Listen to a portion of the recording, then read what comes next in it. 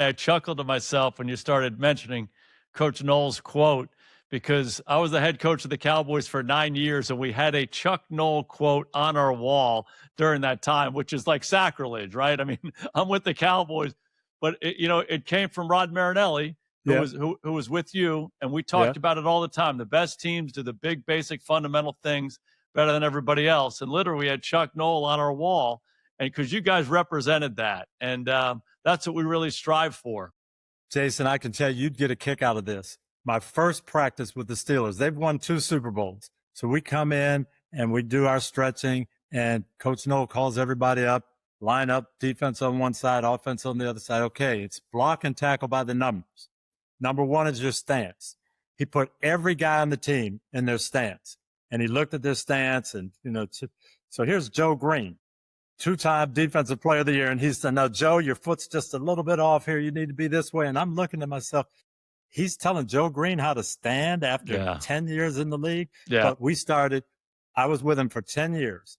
Every year started with block and tackle by the numbers. 1 was your stance, 2, approach, 3, contact, 4, follow through. He walked every guy through that 45 minutes, first practice for 29 years. And that taught me something. Yeah. That's football. That's how you build things. It's not, we all know what to do and we're coaching pros. No, we're going to start at the basics and go. Yeah. People talk about fundamentals and the importance of them. How many live it? There's the great John Wooden story. When John Wooden's coaching at UCLA, they're winning all those championships. And every year, the first practice, he would sit the team in the bleachers. Al Sindor, Bill Walton, the greatest players ever to walk. And he would teach them how to put their socks on. Right? Go back to the beginning. Here's how you put it in, the stitching over the top, roll it up. We don't want blisters. How to tie their shoes, And to me, it was so symbolic of that same approach. We're getting back to the basics. And 25 years later, when I became the head coach, that was my approach. I come to Tampa. I don't know why you guys haven't won, but we're going to win with fundamentals. We're not going to outsmart people. I don't know that many things. We're not going to have these fancy formations and different defense. We're going to run 2 defenses, and we're going to run about 8 plays, and we're going to execute. And you got to believe that. And we did that.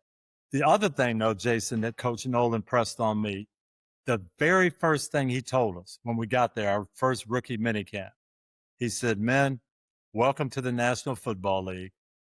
You're now getting paid to play football. It's your profession. Treat it like that, but don't make football your whole life. If you make football your whole life, you're going to leave the game disappointed."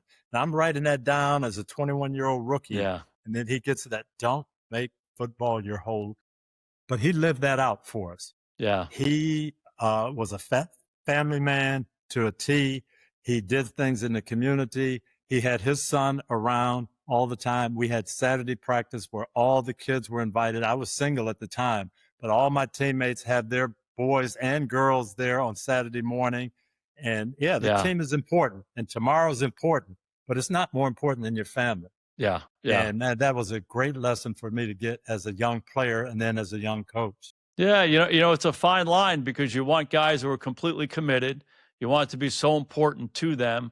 But oftentimes it gets to a point where, my value as a person is being based on how this practice went, how this game went. If I threw an interception or missed a tackle, all of a sudden I don't value myself as much, and maybe conversely value yourself too much if you do those things. Yeah. And that gets people out of whack, right? Yeah.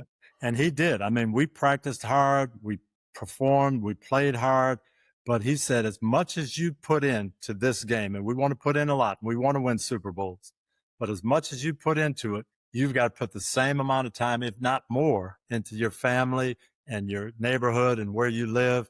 And that was a great lesson for me. And I saw him not only say it, Jason, but live it out. Yeah. Live it out. And I was so glad I started with him. That was just a blessing to start with him my first 10 years in the NFL.